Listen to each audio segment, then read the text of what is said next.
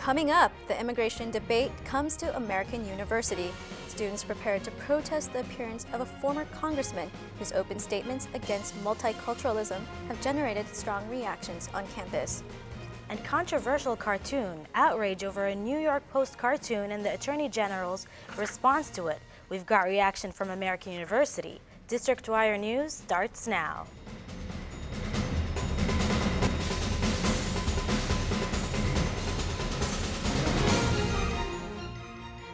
Good afternoon. I'm Haifa Al-Mubarak. And I'm June Kim.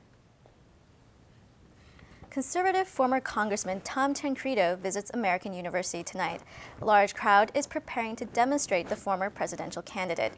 But as Neil Hickey reports, the protest will be peaceful. Calm before the storm. The lounge at the School of International Service was deserted this morning.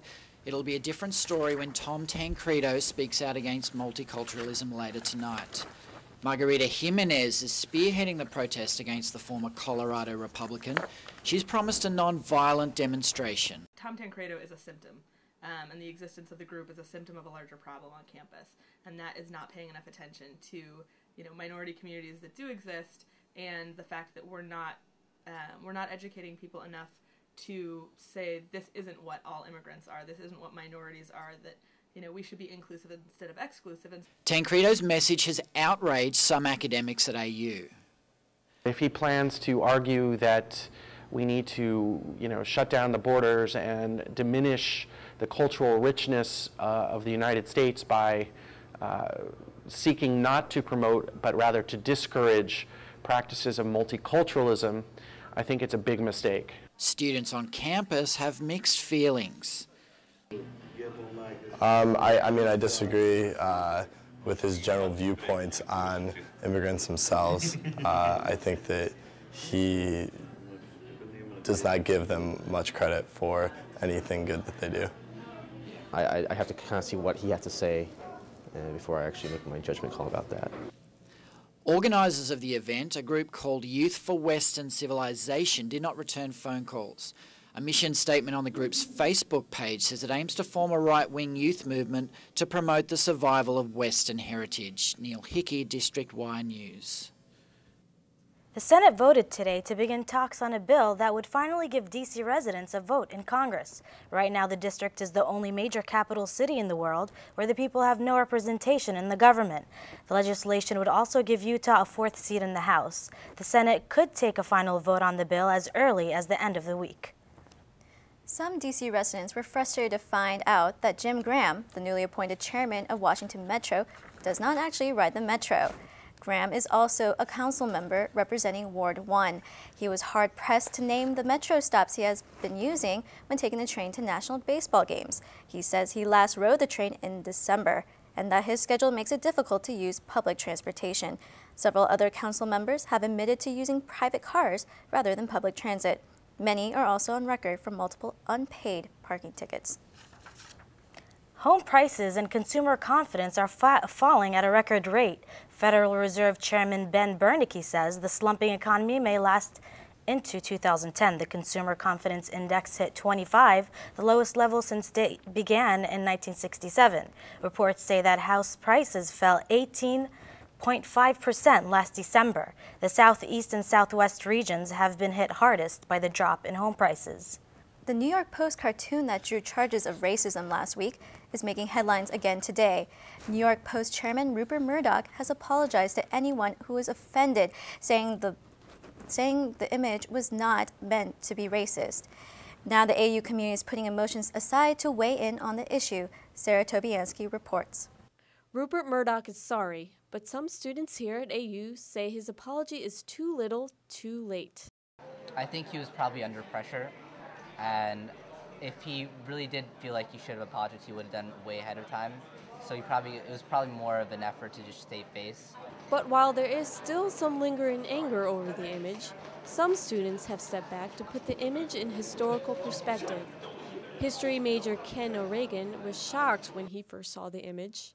When I saw that cartoon, my jaw did drop for a good few minutes. But now he has taken a cue from some of his history classes. it's not that out of the ordinary for what we've been seeing in American history.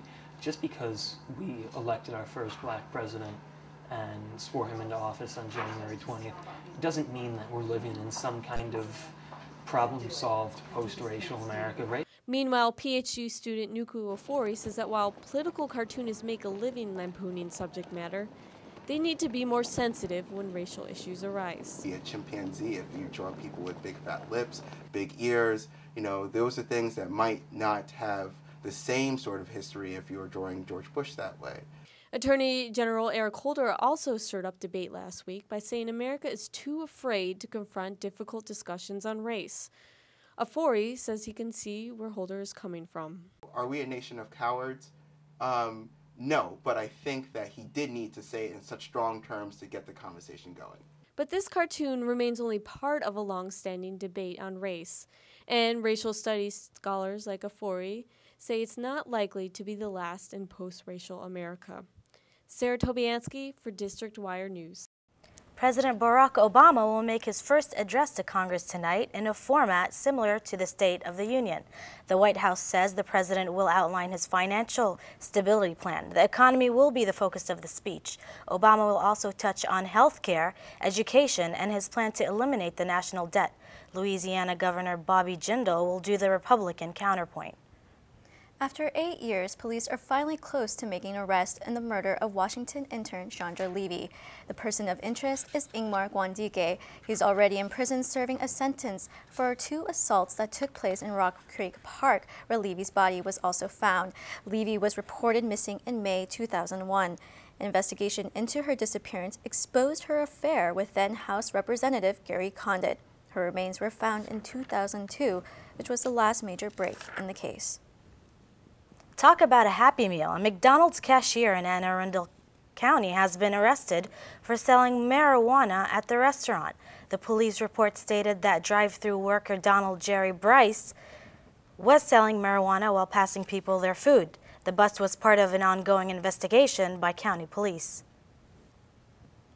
A TB outbreak at American University has students and staff concerned for their health. The contagious disease may be an isolated incident, but university officials are trying to get the word out. A full report straight ahead. It's a windy day in the district, but that isn't keeping a local business from celebrating. We'll tell you where to go for some free Fat Tuesday eats. Plus weather coming up after the break.